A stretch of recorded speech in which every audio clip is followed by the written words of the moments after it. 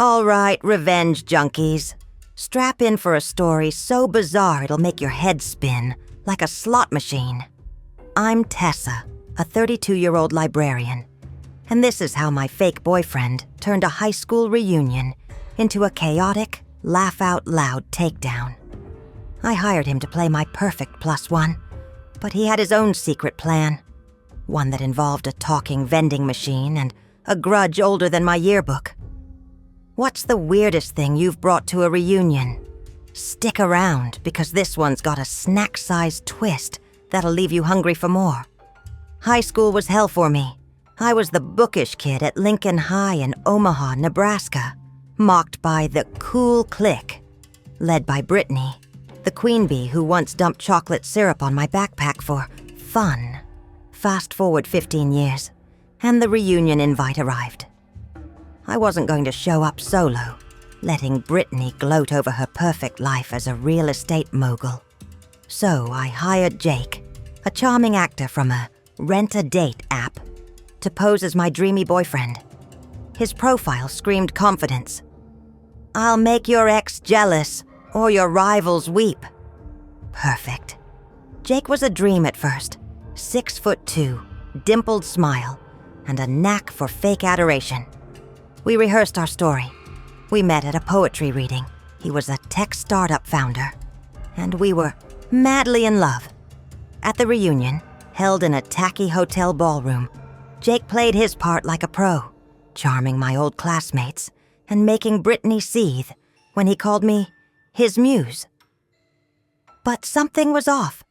Jake kept sneaking glances at the vending machine in the corner, a beat-up relic stocked with chips and soda. Why was my fake boyfriend obsessed with snacks? You'll want to keep watching for this one. Midway through the reunion, Brittany cornered me, smirking. Tessa? Still a loser, huh? Jake's way out of your league. I brushed it off, but Jake overheard and excused himself to grab a drink. He didn't go to the bar. He went to that vending machine. I followed, curious, and caught him talking to it. Not just talking. Listening. Like it was answering back. He punched in a code, and the machine spat out a USB drive instead of chips. What kind of vending machine drops tech instead of snacks? I pretended not to see, but my gut screamed. Jake wasn't just here for me. Later, he slipped the USB into his pocket and rejoined me, all smiles. I played along, but my librarian brain was in overdrive. Jake wasn't a tech founder. He was barely a convincing actor. His startup stories were vague, and he kept name-dropping Brittany's husband, Derek, a former jock who now ran her real estate empire. Was Jake playing a deeper game? Stay tuned, because this gets weirder than a sci-fi novel. I dug into Jake's app profile after the reunion's first hour, using my phone under the table. His reviews were glowing but cryptic. He's got secrets but delivers. One mentioned a vending machine incident.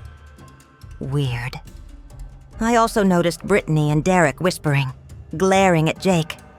Something connected them, and I needed answers. Post-reunion, I tailed Jake to a diner where he met a shady guy in a hoodie. They exchanged the USB for a wad of cash. I confronted Jake at our fake goodnight kiss drop-off. He sighed and spilled. He wasn't just an actor. Jake had been Lincoln High's AV Club nerd, bullied relentlessly by Derek, who destroyed his prototype, a sentient vending machine named Vendy, programmed to record conversations and dispense justice, aka prank items. Jake's dad, a quirky engineer, helped build Vendy. But Derek's sabotage got Jake expelled, derailing his tech dreams. Years later, Jake learned Derek worked for Brittany, who'd bought the old school building to flip it. Vendy was still there, hidden in storage, recording years of shady deals. Brittany and Derek's tax-dodging schemes, insider trading, you name it. Jake posed as my boyfriend to sneak into the reunion, held in the renovated school, to retrieve Vendy's USB. My hiring him was a lucky break. He'd planned to crash the event anyway. But what was on that USB? And why was Vendy still talking? Keep watching. This is about to get bananas. Jake showed me Vendy, now stashed in his van. The machine lit up, its digital display flashing, "Hello, Tessa," in pixelated green. I nearly fainted. Vendy wasn't just a recorder. It had an AI chip, programmed to mimic Jake's dad's voice, complete with snarky commentary. It had recorded Brittany and Derek's latest scam, inflating property values to scam investors. Jake planned to leak the USB to the SEC, but Vendy had other ideas. "Let's make it public, kid." It crackled like a robotic pirate. A vending machine with a vendetta. You won't believe what's next. I was mad Jake used me, but Brittany's syrup prank still stung. I agreed to help, on one condition. We'd humiliate Brittany at her own game. Jake grinned, and Vendy beeped approval. We hatched a plan for Brittany's big investor gala, where she'd pitch her luxury condos. Vendy's recordings, plus my librarian research skills, were our ammo. How do you crash a gala with a vending machine?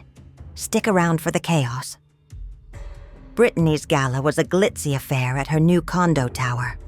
Jake and I posed as caterers, sneaking Vendy in as a retro snack station. My old classmate Mia, now a server, let us in for old time's sake. We rigged Vendy to hijack the gala's AV system during Brittany's speech. I'd also spent nights digging through public records, finding proof Brittany's condos were built on a toxic site. A scandal waiting to explode. As Brittany pitched to investors, Vendy's screen lit up, blasting her voice. "Screw the EPA, we'll bury the tox reports." Followed by Derek's. "Taxman's clueless, we're golden." Vendy chimed in. "Busted, jerks!" in Jake's dad's voice. The crowd gasped, investors pulled phones, and Brittany screamed, "Who did this?"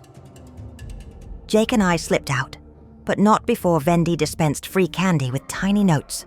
"Check the SEC filings," linking to my uploaded proof. For extra flair, I tipped off a local blogger who live-tweeted #Vendygate. The gala imploded, investors bailed, and Brittany's stock tanked 20% overnight. Vendy, our MVP, rolled out with us, its lights blinking like a victory dance. Here's the weirdest part. Vendy wasn't alone. Jake revealed his dad had a pet parrot, Pickles, whose voice inspired Vendy's AI.